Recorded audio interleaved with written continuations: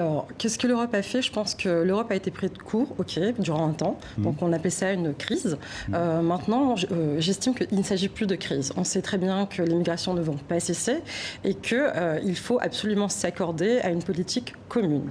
Le problème étant qu'en Europe, effectivement, il y a une véritable problématique qui est qu'il y a une désunion en fait, européenne entre les États qui fait qu'en fait, on ne peut pas s'accorder pour accueillir convenablement les migrants et les réfugiés. On ne peut pas parler d'une politique européenne, en fait, c'est chaque État qui gère ses propres intérêts.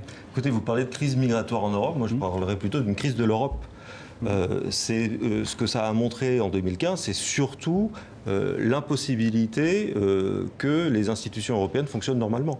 On a eu des États membres qui sont opposés aux décisions qui ont été prises par la Commission européenne. On est dans une situation où finalement... Des quotas, les pays européens n'ont même pas voulu accueillir... Il ne s'agissait pas vraiment de quotas, d'ailleurs, à l'époque, il y avait des clés de répartition. Voilà, des répartitions. Donc le principe de solidarité qui est au cœur de ce que doit être une politique commune d'immigration en Europe n'a pas été soutenu par les membres de l'Union européenne. Donc ça aurait pu se jouer sur d'autres sujets, ça s'est joué sur la question migratoire, précisément parce que c'est la question parmi les plus sensibles aujourd'hui. Est-ce qu'on ne peut pas dire qu'il y a eu d'une certaine manière beaucoup de lâcheté ou d'hypocrisie de certains pays européens qui ont dit en fait à l'Italie, à la Grèce et à l'Italie dans l'ordre: débrouillez-vous, gardez ces réfugiés chez vous, ces migrants chez vous. Oui, disons qu'il y a beaucoup d'arrière-pensées politiques, qui créent une solidarité et une manière de prendre des décisions communes en Europe qui est très chaotique, qui est très impossible. Vous voyez ce que ça a donné dans les politiques internes en Italie, en Autriche. C'est un levier politique très, très efficace, évidemment, l'immigration. Ça explique le Brexit, cette question du vouloir se réapproprier une identité nationale, des frontières nationales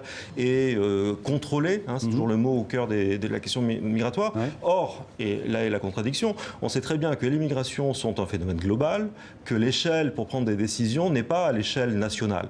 Donc l'Europe serait beaucoup plus forte à réguler les flux migratoires s'il y avait une solidarité et une prise de décision commune, beaucoup plus que des États individuels qui ont des décisions qui, vous l'avez rappelé, peuvent peser sur des pays de première entrée comme l'Italie et la Grèce.